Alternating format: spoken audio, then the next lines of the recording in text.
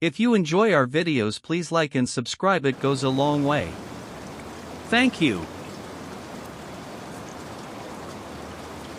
I was never supposed to stay in Coldwater.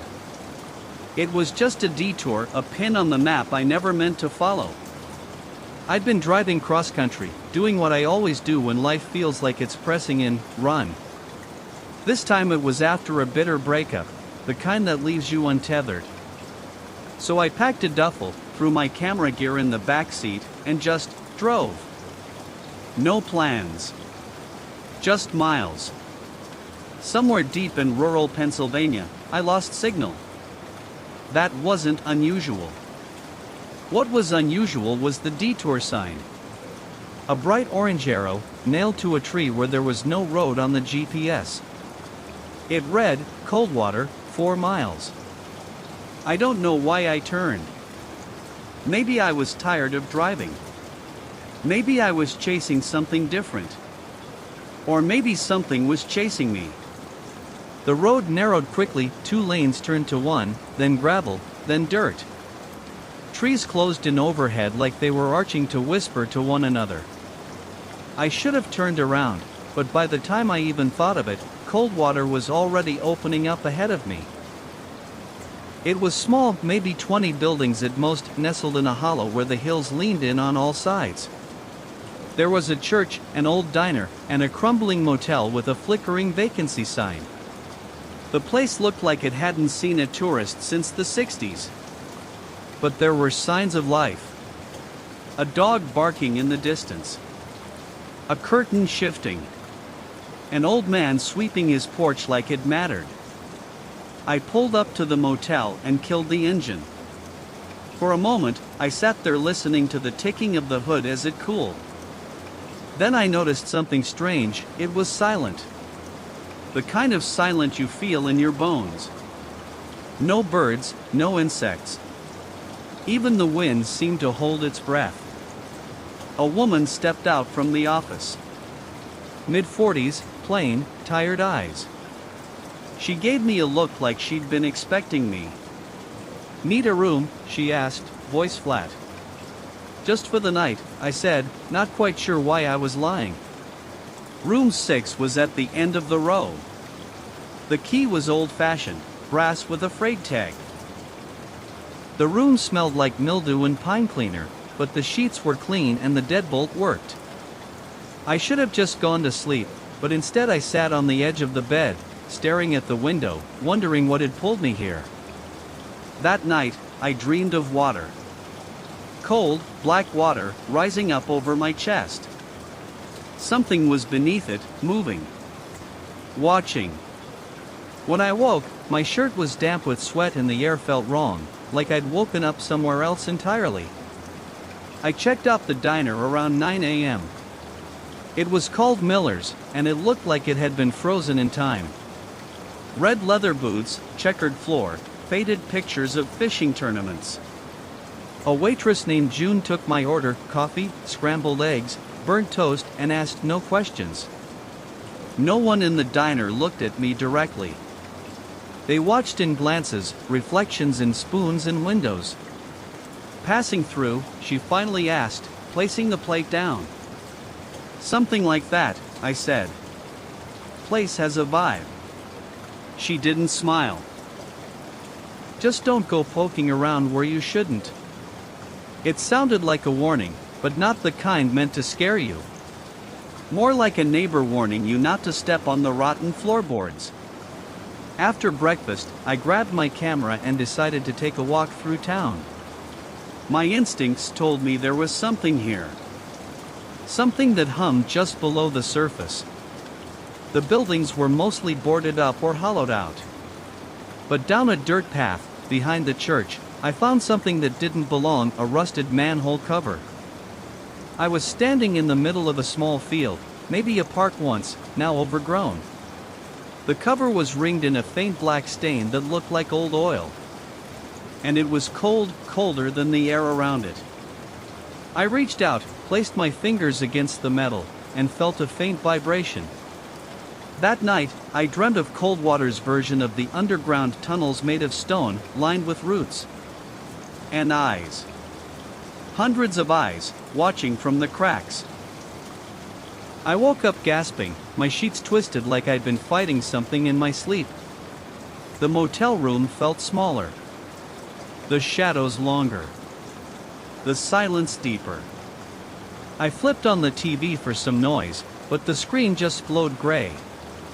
No channels. No static. Just light. The next day, I tried to leave. I packed my things, tossed them into the car, and drove back the way I came. But after an hour, I passed the same sagging barn I'd seen earlier. And then again. A loop. I checked the GPS, still nothing. Just that same patch of forest in every direction. Back in town, I found June sweeping the diner steps. "Can't leave," she said without turning. "Not till it lets you." "What is it?" She didn't answer. Just looked at me and went back inside. That night, I walked back to the manhole. I don't know what I expected. Answers? Escape? Instead, I found it wide open. No cover. No black stain. Just a perfect circle of stone, like a well. It went down maybe 20 feet before curving into blackness. And it reeked like wet stone and something alive. I shined my phone light down into it. The beam vanished like it was swallowed. But for a split second, I saw something move. Not crawl. Not scurry.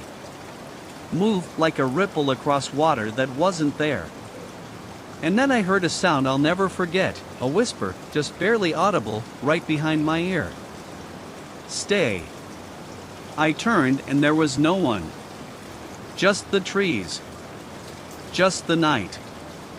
From then on, things changed.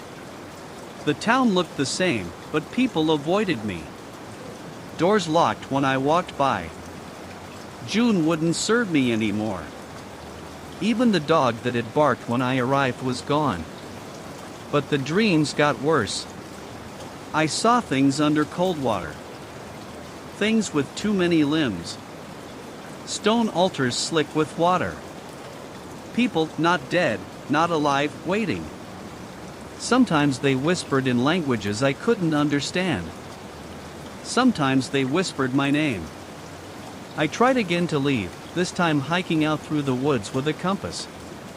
Every direction led me back to the church. It didn't make sense.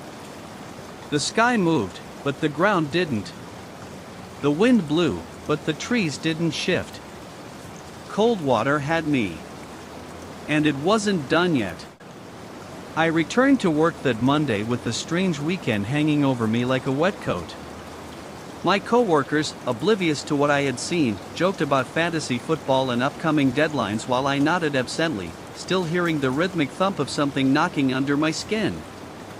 Sleep had been little more than a shallow drift. Every time I closed my eyes, I saw that man's smile behind the cracked mirror. I didn't tell anyone. Not because I feared they wouldn't believe me, but because part of me was starting to worry I did believe it. And that scared me more than anything else. The building where I worked sat across the river from an old mill, long since condemned. I'd looked at it for years, never thinking twice. But that morning, something about it made my stomach tighten. The same unnatural stillness I'd felt in the woods seemed to be leaking into the city. There were no birds on the wires. No wind. Just that low, barely there hum in the back of my ears, like a pressure change before a storm. At lunch, I sat on a bench by the river, chewing a sandwich I couldn't taste. That's when I saw her. She stood on the opposite bank. A woman, maybe mid-30s, in a faded yellow dress. She wasn't moving. Just watching me. From across the river. Her head was slightly tilted, as if curious or confused, and her dark hair hung wetly across her shoulders like she'd just stepped out of a downpour I couldn't see. I blinked. She was still there. I looked down for a second, just a second, to throw away my trash. When I looked back up, the woman was gone. Not walking away. Not turned around. Just vanished. I didn't go back to my desk. I walked straight home, my skin crawling the whole way. That night, I finally broke down and called my older brother. He was always the rational one, the skeptic, the debunker of every childhood ghost story I tried to tell.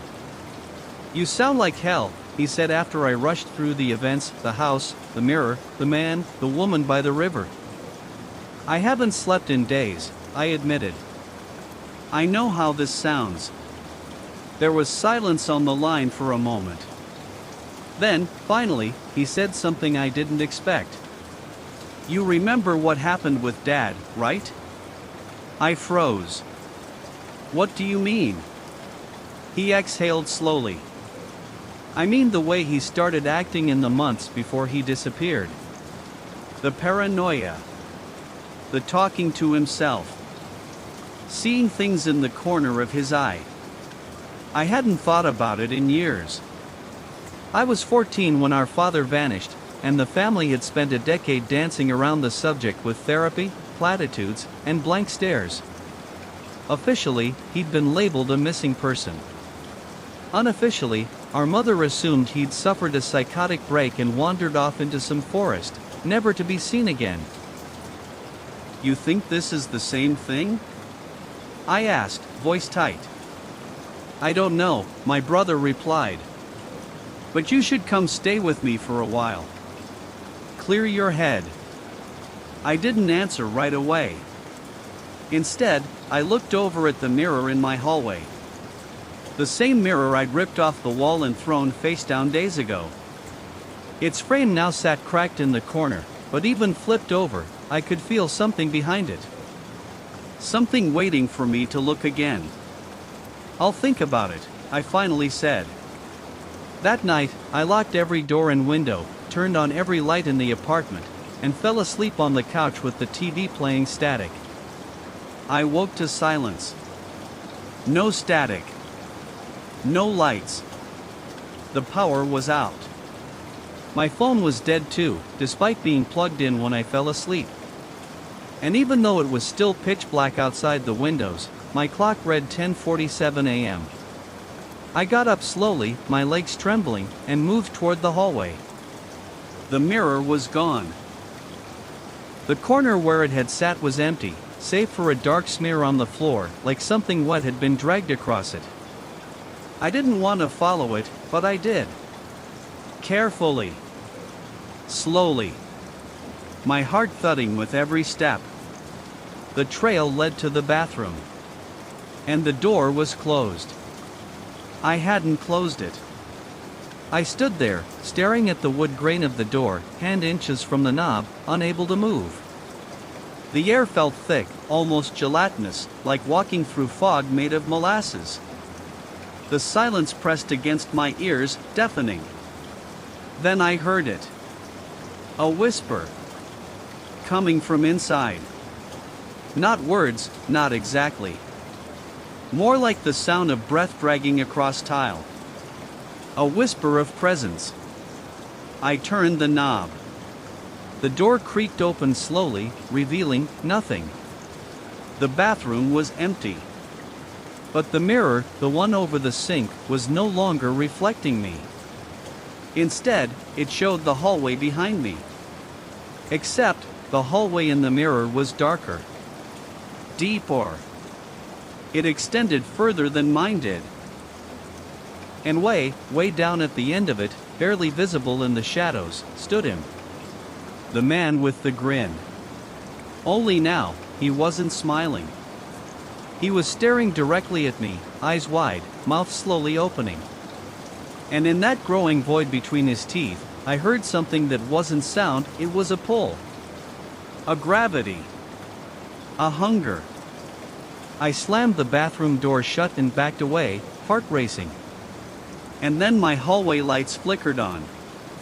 The mirror went back to normal. My reflection, sweaty, pale, trembling, stared back at me. I booked a train ticket to my brother's that afternoon.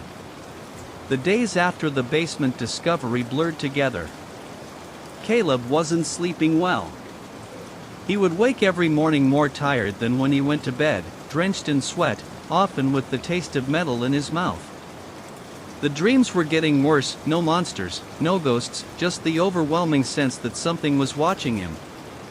Sometimes it was from behind a wall. Other times, from a mirror that shouldn't have been reflecting what it was. Always just at the edge of recognition. He stopped going to work. Told them it was a family emergency. They didn't press. He needed time, he told himself. Just a few days to sort through what was happening. But each day was beginning to feel the same, like the world was rewinding itself slightly every night, just enough to unsettle him. Objects weren't where he left them. Not drastically, but his keys might be on the couch instead of the counter. A cabinet door would be left open. One morning, he found his toothbrush still damp, though he had no memory of brushing his teeth. Caleb tried to rationalize it. Maybe it was the stress. Maybe he was moving things absent-mindedly. But the nagging thought was that he was being tested. Watched. That something or someone was deliberately toying with him. It got worse when he finally checked his phone. There were photos in his gallery he didn't remember taking. Blurry, dark shots. The corner of his bedroom. A close-up of the light switch. A photo of him sleeping. That one nearly made him vomit. He threw the phone into a drawer and didn't touch it for the rest of the day. That night, he set up his laptop camera to record him sleeping. He told himself it was for peace of mind. Just to prove to himself he wasn't sleepwalking or going insane. He positioned the camera, hit record, and climbed into bed, pulling the blanket up to his chin like a child. He didn't sleep. Not really. When he checked the footage the next morning, his hands were trembling. The video played normally for the first few hours. He lay motionless, occasionally shifting or murmuring. But around 3:17 a.m., the screen flickered slightly. Not a camera glitch, not a technical artifact, this was different. Like the whole room trembled for a split second. Then, nothing. Until 3:19. That's when he moved.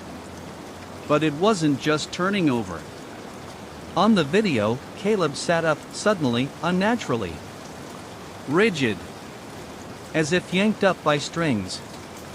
He sat still for nearly a full minute. Then slowly turned to face the camera. His eyes were open. His mouth moved slightly, forming words the microphone didn't catch. Then, he smiled. Not a sleepwalker's vacant grin. This was deliberate. Staged. He stared into the lens, smiling, for nearly 30 seconds, then turned back, lay down, and didn't move again. Caleb slammed the laptop shut. He couldn't watch it again. He couldn't stay in the house. He drove. No destination, no direction. Just away. He ended up at a 24-hour diner 2 towns over. It was brightly lit, overly air-conditioned, and filled with the clinking of forks and plates and the hum of conversation. It felt like reality. Something solid to grip onto. The waitress poured his coffee and asked if he was all right. He didn't answer. Just nodded. He thought about showing her the video. Telling her everything. But what would that accomplish? He looked insane enough already. Disheveled, eyes sunken, hands jittering. No one would believe him. He stayed in the booth until morning. When he returned home, everything was fine. Too fine. The couch pillows were fluffed. The trash had been taken out. His bed was made. Nothing was out of place. The toothbrush was dry. It was like someone had reset the scene. Like the set of a play being prepared for another performance. That afternoon, he decided to check the crawlspace again. He grabbed a flashlight and pulled back the paneling. The cold air hit him immediately, stale and still, smelling faintly of damp wood and something else, something sour. He climbed inside. The crawlspace was narrow. Dirt floor, wooden beams, wires trailing overhead. It hadn't changed. Except for one thing. Someone had placed a small mirror directly in the center of the space. Just a hand mirror. Old. The glass was smudged and the handle chipped, but it was clean. As if it had just been set down. He stared at it for a long time before picking it up. His reflection looked strange, pale, hollow-eyed. But it was him. He turned it over. There was a word etched into the back of the handle. Scratched into the metal, messy and frantic. Watching. That night, he didn't sleep at all. He left every light in the house on, pulled the curtains shut, and sat in the corner of his living room with a kitchen knife in his lap.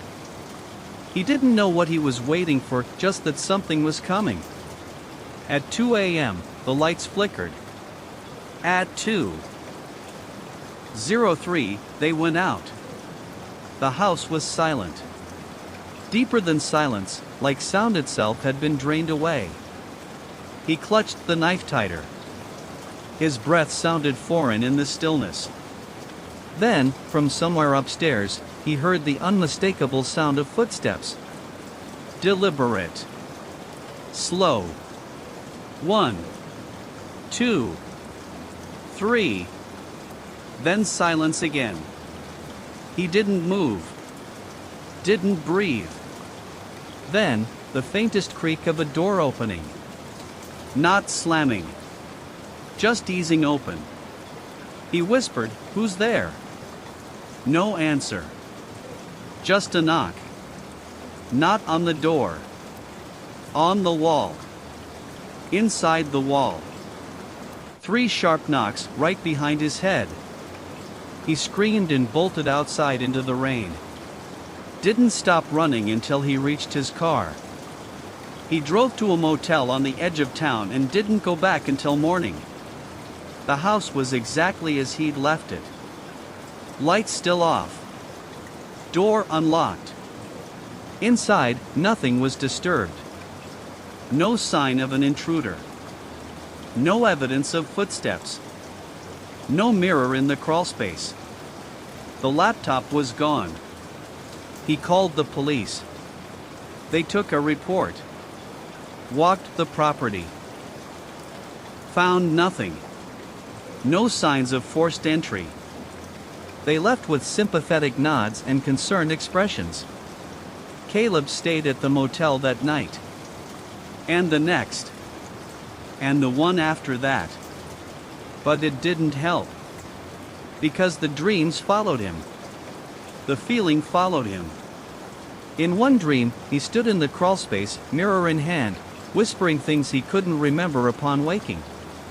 In another, he was sitting in the diner, looking at his reflection in the window, only his reflection wasn't looking back. He returned home after a week. He had to. Something was unfinished. The house was quiet. Ordinary. But it felt wrong. Like it was waiting for him. He walked through each room, whispering to himself like a prayer. Then, in the bedroom, he found the mirror. On his pillow. With a new word scratched into the back. Remember. He didn't know what woke him. Not exactly. But he sat bolt upright in bed, lungs tight, chest frozen under the weight of something unseen. For a long second, he didn't move. Just listened. There was no sound. No creak of floorboards. No distant buzz from the fridge. No wind against the windows. It was like the world had stopped breathing, and so had he. Then, a low clicking sound. Rhythmic. From the hallway just outside his bedroom door. Click, click, click. His throat tightened. He leaned forward, straining to hear. It almost sounded like metal tapping against wood, light, precise, intentional. Then it paused. Silence. A minute passed. 2. Just as he began to question if he imagined it. Click. 1 more. Closer this time. He slid out of bed carefully, heart hammering in his chest. The floorboards were cold beneath his feet. He opened his bedside drawer as quietly as he could, feeling around until his fingers curled around the handle of his old camping flashlight.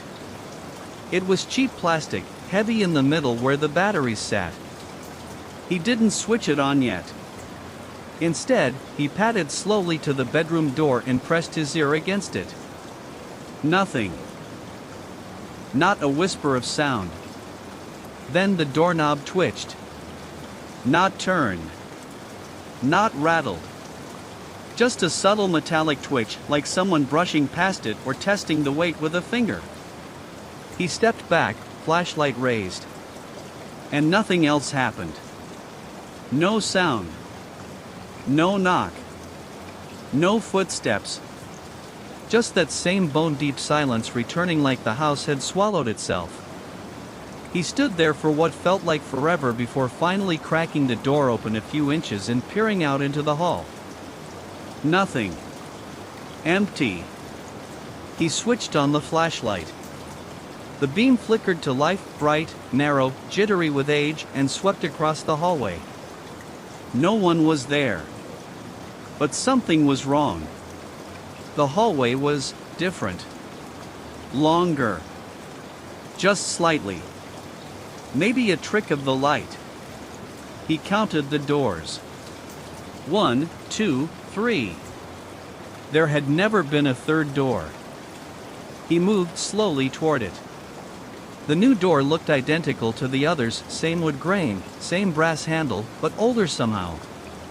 The paint seemed faded. The air colder around it. He reached for the knob, then hesitated. He had never seen this door before. He opened it. The room was small, barely larger than a walk-in closet. A single chair sat in the center of the room. Old, wooden, splintering at the corners. And on it, a tape recorder. Nothing else. He stared at it for a long moment. Then stepped inside. The door clicked shut behind him. He jumped and spun around. The doorknob wouldn't turn. He jiggled it harder, still nothing. Panic scratched at his throat, but then the tape recorder clicked. It had started playing. No one had touched it. A low hiss of static, then. "Sit down, Michael." His blood turned to ice. That was his voice. He stepped back instinctively, shaking his head, but the voice continued. "You're going to want to hear this part. You don't remember yet. But you will. Just listen." He stared at the recorder, heart pounding. Every fiber of his being screamed at him to smash the thing to pieces and run. But his legs felt locked in place. So he stood there, frozen, as the voice continued. "You've been here before. Not this house. But this room. Over and over again. You come here when you forget. And you always forget." The static hissed again, then a second voice, deeper, unfamiliar, cut in. "Let's begin. Date, March 12th, subject, Michael Carver. Entry 6 of 12. There was a pause, then a sound like breathing, close to the mic. Then the voice again. "You said the dreams were getting worse." The man at the edge of the bed. The sound of digging in the walls. You said you didn't know if you were awake or not anymore. That's typical for this stage. Michael stumbled back until his spine hit the wall. His breathing had become ragged, too loud in the silence. He stared at the recorder as though it might come alive. The deeper voice continued, calmly. But then you mentioned the crawlspace again. That's when you started to remember. Just like before. The word crawlspace hit him like a jolt of electricity. He had completely forgotten about it. Hadn't he? But now, yes, there it was. A memory like a splinter catching skin. A narrow space under the stairs. Dust. Cobwebs. Scratching sounds. His flashlight flickered. The voice carried on. We'll stop here for today. You're not ready to go further. But you will be. A loud click. The tape stopped. And just like that, the door opened behind him. He didn't touch it. Didn't hear the lock turn. It just opened slowly, on its own. The hallway beyond was darker now. The walls seemed narrower. The floor stretched at an unnatural angle. He ran. Down the hall, past the doors, 2 now, not 3, back into his room. Slammed the door shut behind him and backed away from it, chest heaving. He didn't sleep the rest of the night. The next morning, the hallway was normal again. 2 doors. No hidden room. No tape recorder. But in the bathroom mirror, carved into the steam on the glass, were the words.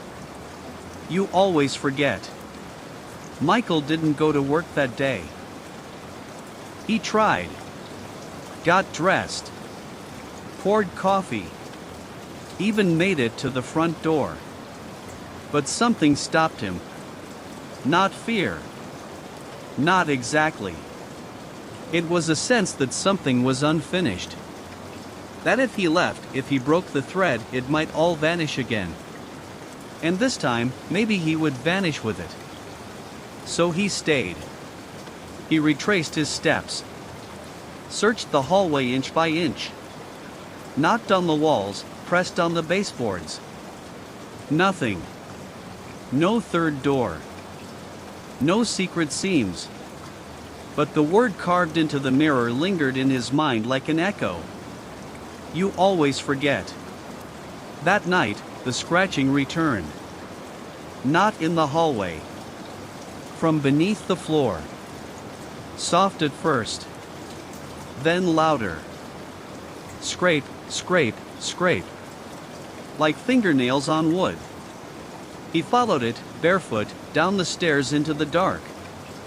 It led him to the narrow coat closet by the front door. He opened it. And there it was.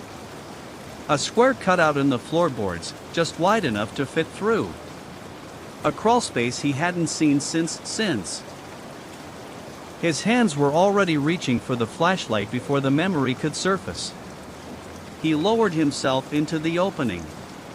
The air inside was dry. Old. Like it hadn't been disturbed in years.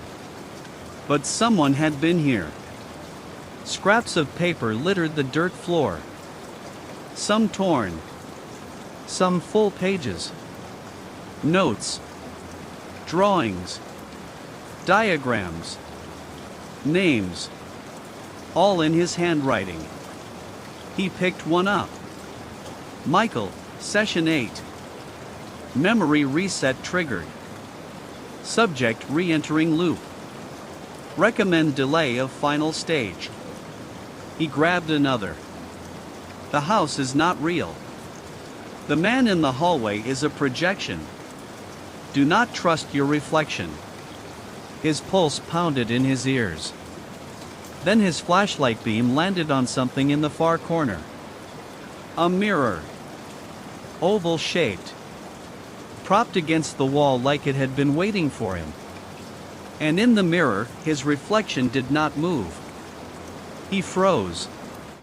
It stared back at him. Same face. Same clothes.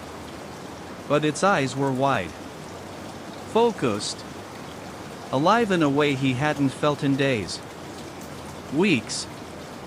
Maybe years. The reflection raised one hand. Slowly.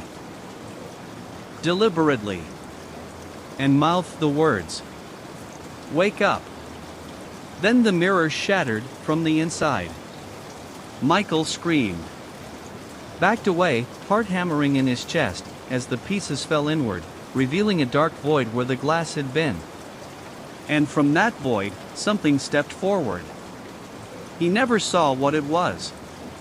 Just felt a sudden weightlessness. Like falling. Like forgetting. And then the morning sun poured in through the windows. Michael sat up in bed, gasping. He didn't know what woke him. Not exactly. But he sat bolt upright, lungs tight, chest frozen under the weight of something unseen. And down the hallway, he heard the sound. Click, click, click. If you enjoy our videos, please like and subscribe, it goes a long way. Thank you.